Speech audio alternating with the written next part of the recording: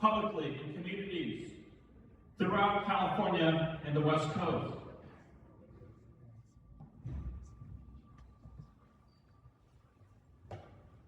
The sign reads in part, instructions to all persons of Japanese ancestry. No Japanese person will be permitted to move in or out of the above area.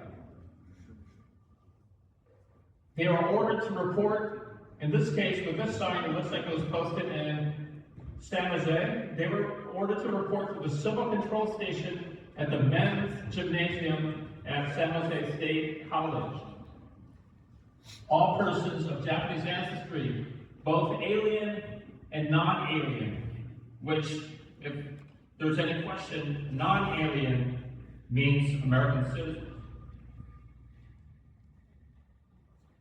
More than 40 years after the closing of the camps, in 1988, President Ronald Reagan delivered a formal apology on behalf of our nation and signed a historic civil rights bill that provided $20,000 in reparations to each camp survivor still alive at the time.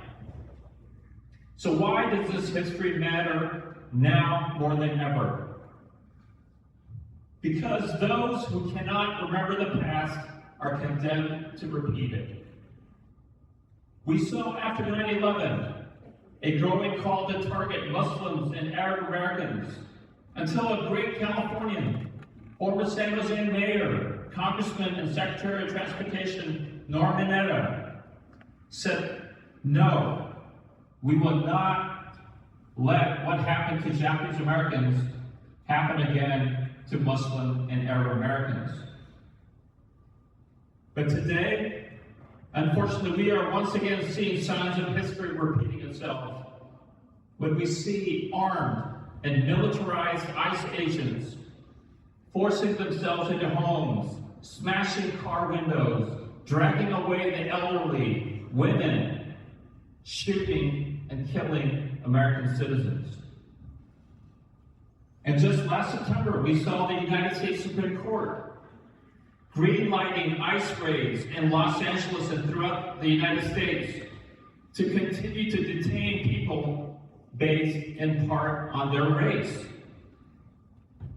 Let us remember the past so that we never repeat it.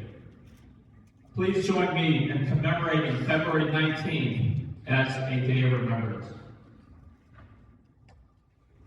Thank you, Assemblymember Muratsuchi. Assemblymember Calif, you are recognized. Thank you, Mr. Speaker. Today I rise in support of H.R. 82, brought forward by my colleague from Torrance. I stand before you as someone who represents and grew up 20 minutes from the Tule Lake Segregation Center, the largest camp and one of the most controversial. This place holds a painful chapter in our nation's history, one of displacement, injustice, and suffering. It's a stark reminder of the wrongs committed against Japanese American families during World War II. But this history is not lost on us, and where I come from, it is taught in our local schools, where we make sure that the lessons of Tule Lake and the lessons of our past are passed down to future generations. We cannot forget the resilience of those who lived through it, and we must honor their memory by acknowledging the suffering they endured. I respectfully ask for an aye vote. Thank you, Assemblymember Hadwick. Assemblymember Gonzalez, you are recognized. Thank you, Mr. Speaker. I rise in strong and solemn support of H.R. 82, declaring February 19, 2026 as a day of remembrance for the incarceration and detention of Japanese Americans. 83 years ago was signed Executive Order 9066. With the stroke of a pen, over 125,000 Japanese Americans were forced from their homes and imprisoned in more than 10 concentration camps across the western United States. These individuals, many of them U.S. citizens, were systematically disposed, forcibly removed from their homes, and stripped of their fundamental rights solely because of their ancestry. Not because of evidence, not because of charges, but because of fear dressed up as policy. I have the honor of representing Little Tokyo in Los Angeles, a community once thrived with over 30,000 Japanese Americans before its residents were forcibly taken and incarcerated. Families built businesses, raised children, planted roots, and then almost overnight, they were herded onto buses across from where the Japanese American Museum stands today. That museum stands as a marker of Japanese American history and a symbol of a dark time in our nation that we should never forget. For me, it's personal. It is where I have my community swearing in. It's not just a building, it's a memory, it's truth. It is warning, it is a witness. In Boyle Heights on March 19, 1942, 400 students awaited his evacuation orders. Because this reminds us what happens when fear replaces law, when government power goes unchecked, and when entire communities are criminalized, not for what they have done, but for simply who they are. History called it security, history calls it injustice. And we should not be blind to what is happening today. We see people once again rounded up. We see due process eroded. We see humans being reduced to headlines and holding cells. The details may change, but the pattern feels constantly familiar.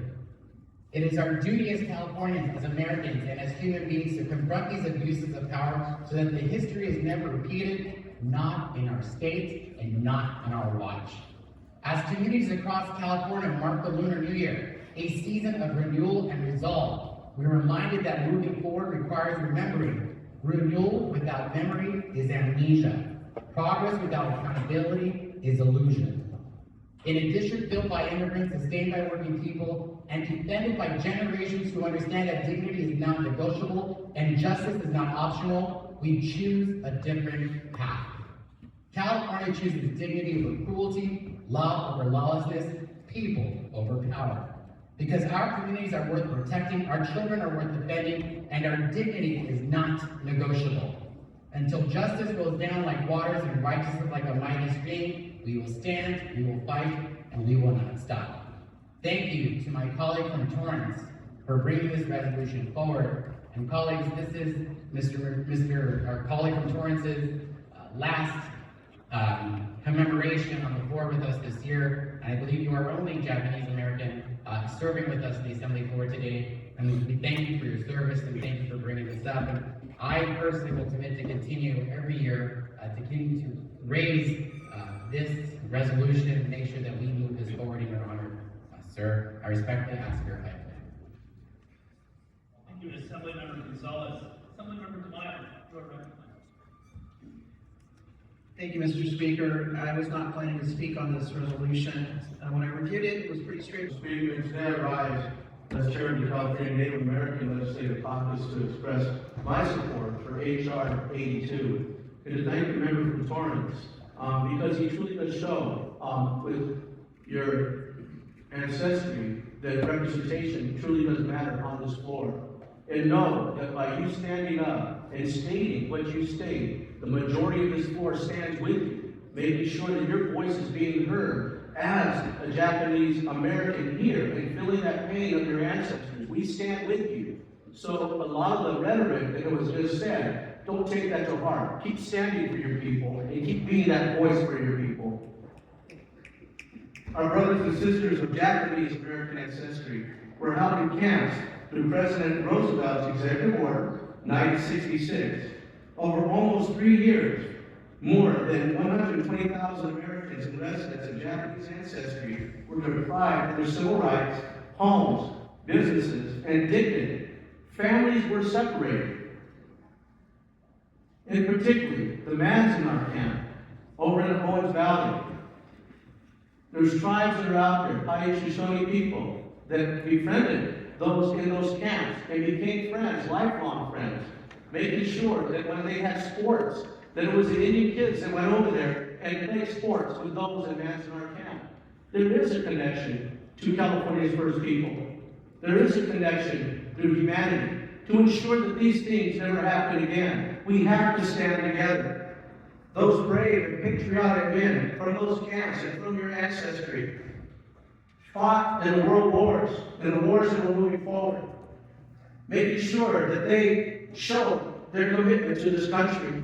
In World War II, the 100th Infantry Battalion and the 442 Regimental Combat Teams served to protect us so that we could be on this floor stating what we're stating today.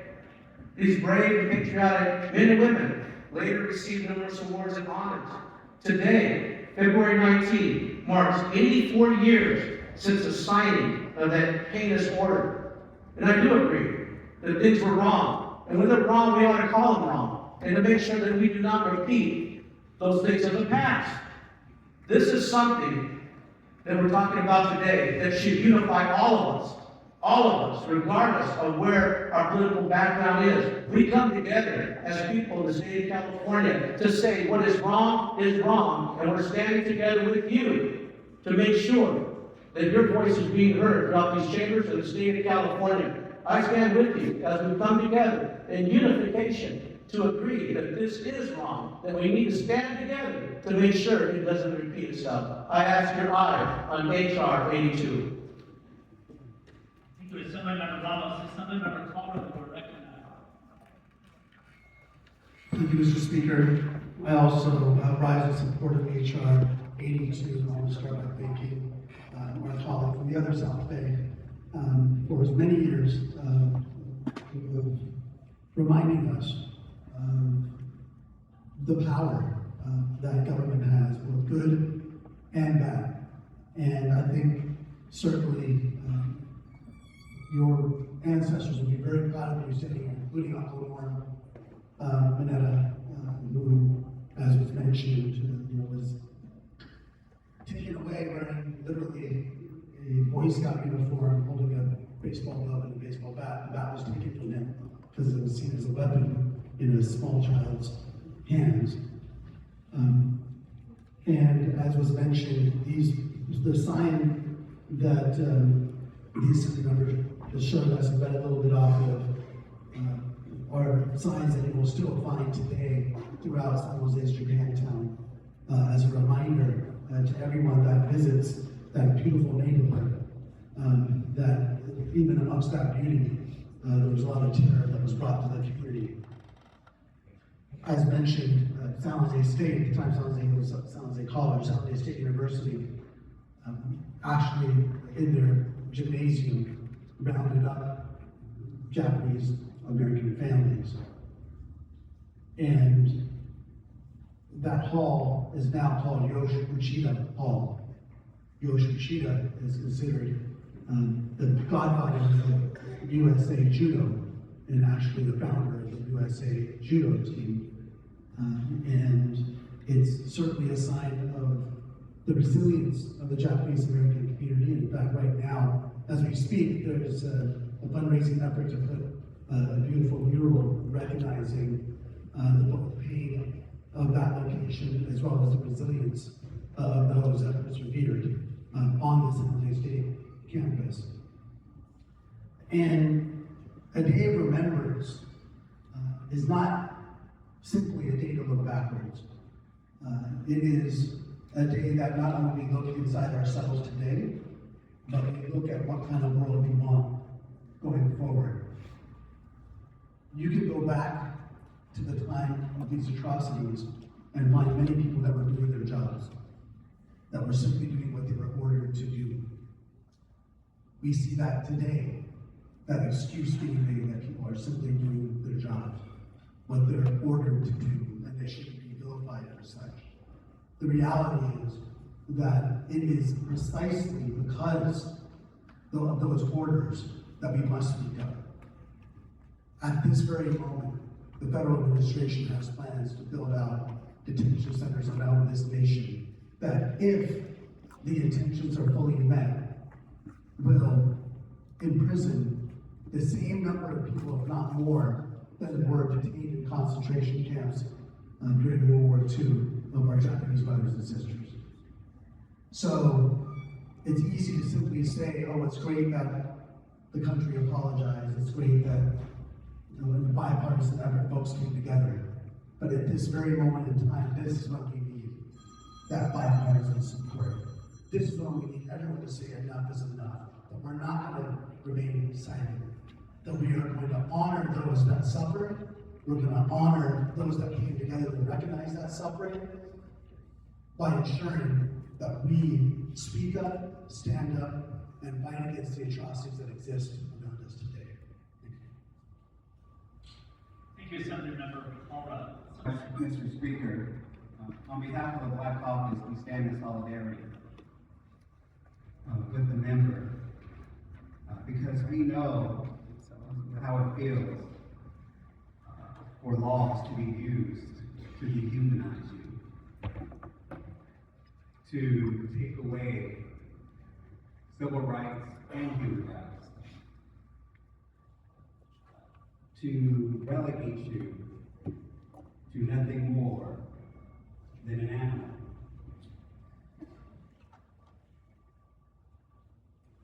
And we know that not all laws are just laws. As a matter of fact, the Black Caucus continues in solidarity with many of the ethnic caucuses to continue to dismantle unjust laws that are meant to continue disparities, that are meant to continue cycles of power, that are meant to continue to transfer a wealth from one segment of our population to another. And so this is yet another example that if they have come for one of us, they can come from all of us. And that even though they may not be coming for you today, we advise you through the history that wisdom gives us that we must all stand in solidarity together to prevent these atrocities from happening again. There is an African symbol that African Americans continue to ponder on, and that is Sankofa. That literally means to go back and go get it. And it's the idea that there's no way you will know how to move forward unless you know your past. And there's no way that you can actually, if you look in the past, you can predict what could happen into the future. Because there's nothing under the sun that human creation has not already done. And so yes, what has happened to our Japanese brothers and sisters, which also happened in the city of Riverside in my district, it is a predictor, but also it is a warning sign that when you see things happen like this, we have to err on the side of caution. Because usually under these circumstances, history will show that crimes against humanity were created, were committed. And so we must be careful about the things that we say, because at some point, history will show in the records of this chamber who was on the side of humanity and who was just on the side of law and order. I respectfully ask for that. Thank you, Assemblymember Jackson. I want to thank all of my colleagues from across party lines to rise in support of this measure. This is not a partisan issue, and I think many of the comments have emphasized that point. The main point of this resolution is that we should never again weaponize fear to target any community based on race, based on anything beyond individualized suspicion without due process of law. And just as, I often cringe when I go to a Franklin Roosevelt Democratic Party dinner, knowing full well that it was President Roosevelt that signed Executive Order 9066. I also am very appreciative to President Reagan for signing the Civil Liberties Act of 1988, which formally apologized on behalf of our nation for this tragic history. I also am very deeply appreciative that it was President Reagan who also signed the law to provide a pathway to citizenship so that we do not target people, entire communities, weaponizing fear. And so there's obviously much to be learned from this history, and I appreciate the commitment to continue to raise this history so that we'll never forget and so that we'll never repeat this. And so with that, I respectfully ask for your support for H.R. 82. Assemblymember Muratsuchi, you wish for the first roll to be open for co-op. Yes, please. On the being have to cease, the clerk will open the roll. Members will cease for co-op first. All members know the desire to vote. All members know the desire to vote. All members vote the desire to vote.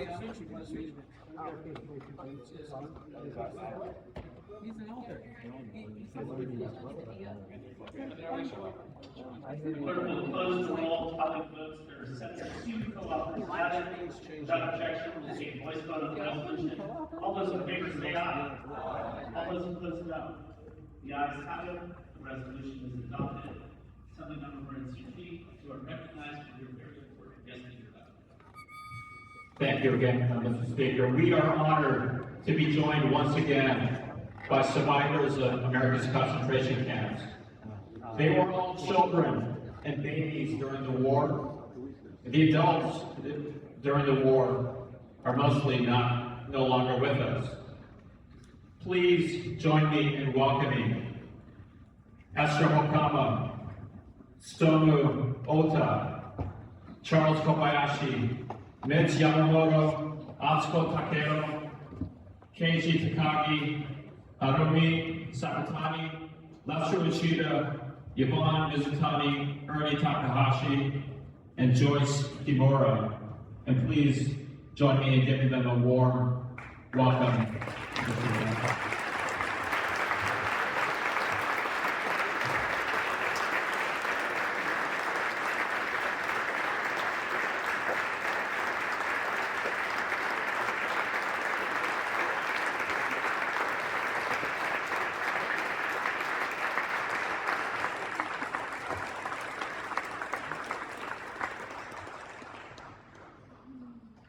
We were also joined in the gallery by many local members of the Japanese American, Sacramento Japanese American community, as well as representatives from the Japanese American Citizens League, Floyd and Ruth Shimamura. So thank you all for joining us.